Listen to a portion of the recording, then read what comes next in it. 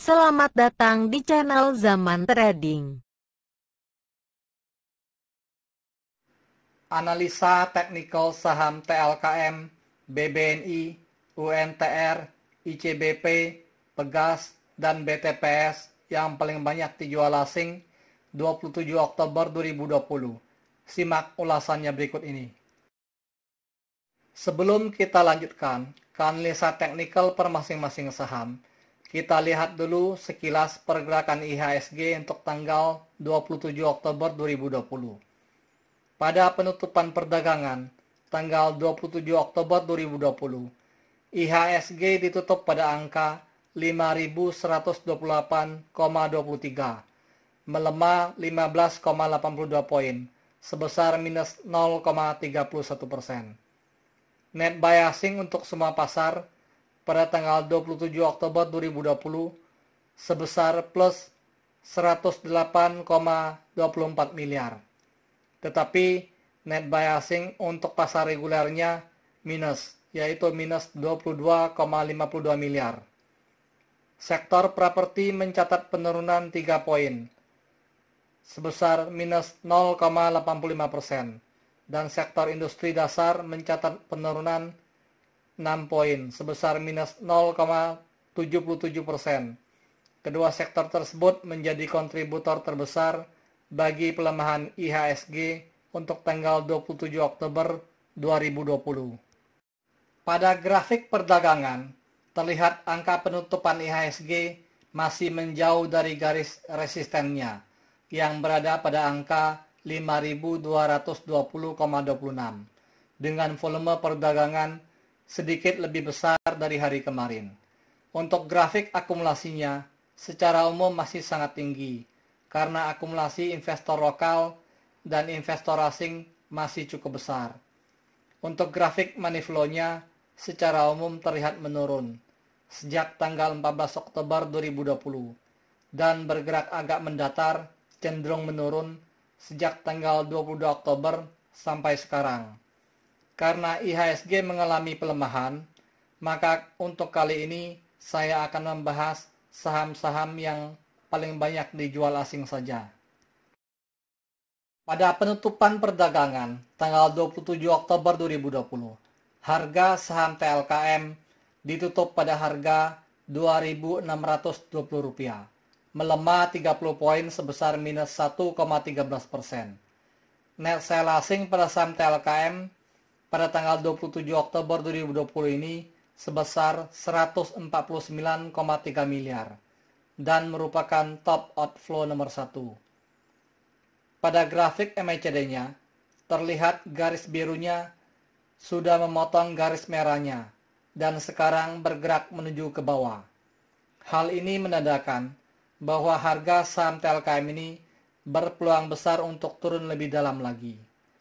Kalau terus didistribusikan oleh asing, bisa-bisa harganya amblas berada di bawah harga Rp2.000.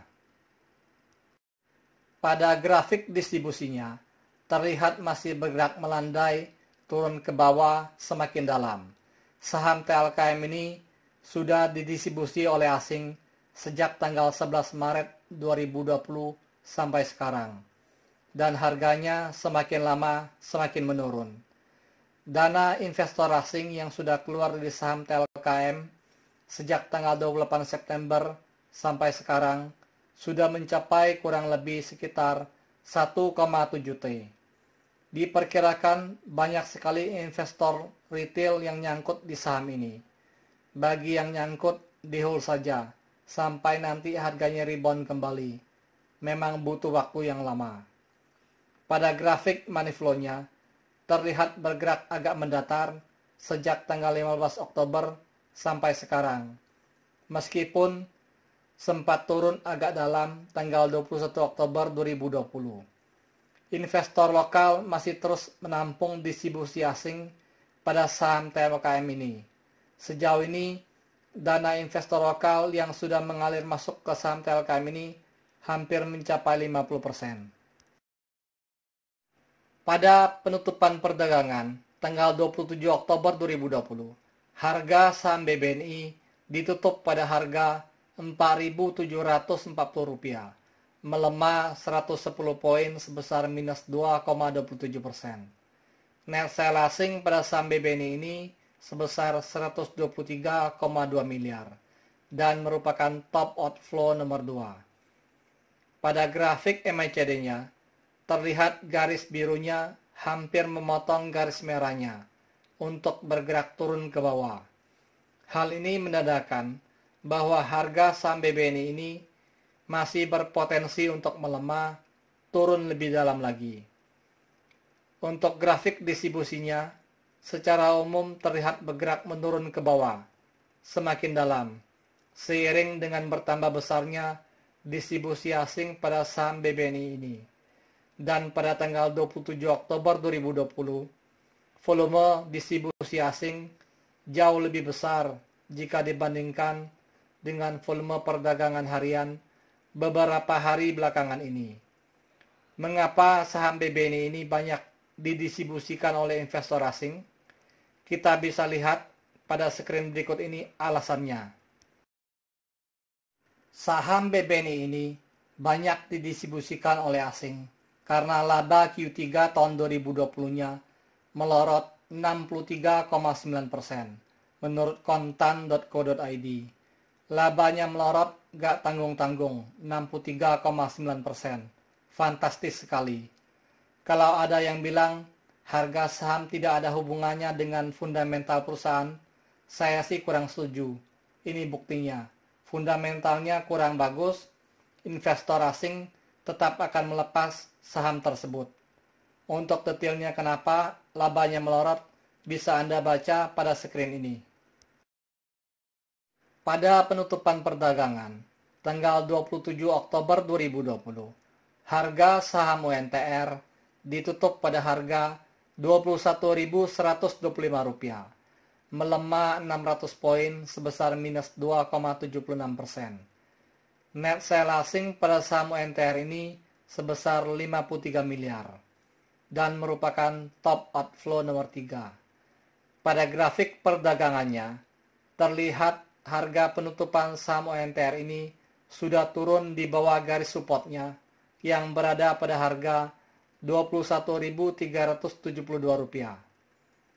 Untuk grafik MACD-nya, terlihat bergerak melandai turun ke bawah dan semakin dalam dan sudah melewati garis angka 0. Hal ini menandakan bahwa harga saham UNTR ini berpotensi untuk melemah lebih dalam lagi. Untuk grafik distribusinya, terlihat melandai menurun ke bawah dan sudah melewati garis angka minus 40 juta.